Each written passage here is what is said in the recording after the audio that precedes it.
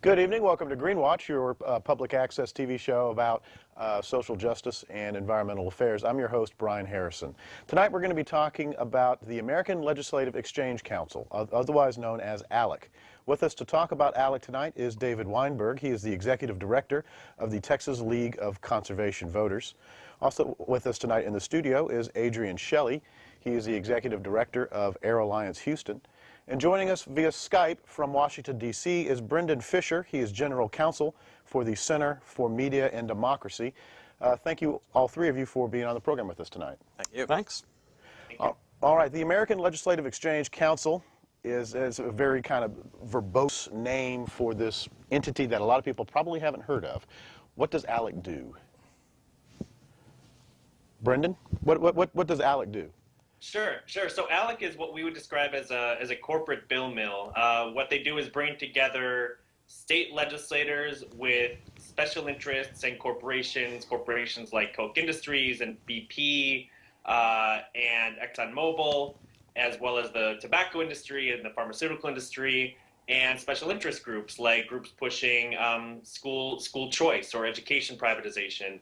And these corporate and special interests hand state legislators changes to our laws that tend to benefit the corporate bottom line or advance some sort of ideological agenda. And the state legislators then bring these bills back to their state, introduce the bills in their own name without giving any indication that the bills were written by special interests or written by corporations, that the legislators may have gotten thousands of dollars of gifts from the same corporations that benefit from the introduction of this model legislation. And then all of a sudden, these bills are passing in multiple states, almost word for word, carbon copies of the same legislation. And it's not until we see a tragedy like the murder of Trayvon Martin in Florida, or the disenfranchisement of millions of Americans, that we realize that something is amiss. So that, I guess, that in a nutshell is what ALEC is. I can definitely talk more about how they operate, how they're 98% funded by corporate interests and from sources other than legislative dues, and how on top of all of that they're a charity, which means that when corporations are paying thousands or tens of thousands or hundreds of thousands of dollars to join ALEC and access legislators, they're actually getting a charitable tax write-off for it. Well, they're getting a charitable tax write-off for what's essentially lobbying. Well, we will certainly get into all of that here in the next hour. But David, is this something that's going on here in Texas? We've got people from across the country telling us what bills to put in our own state legislature? Brian, it certainly is. And I think we're seeing a little bit of a crescendo at the Texas legislature. And just by way of some quick background, my organization, Texas League of Conservation Voters, during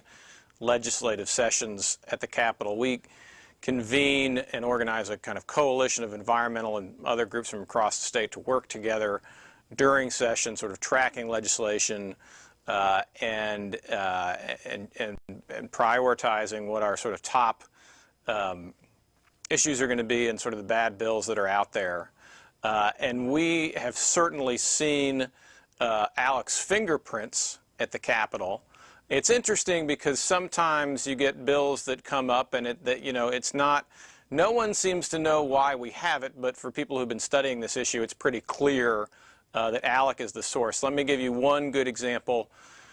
We've been dealing with legislation at the Texas Capitol, a bill that we call the paralysis by analysis bill, which essentially throws up obstacles and sort of roadblocks to state environmental agencies who are trying to do their job of protecting the environment and public health, particularly hamstringing the Texas Commission on Environmental Quality.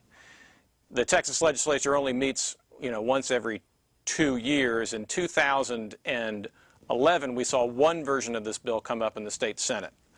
This past session in 2013, we saw one bill come up in the state Senate, and then 3 different bills, all paralysis by analysis bills, sort of pop up in the House. So we had 1 in 2011 and 4 in 13 to deal with.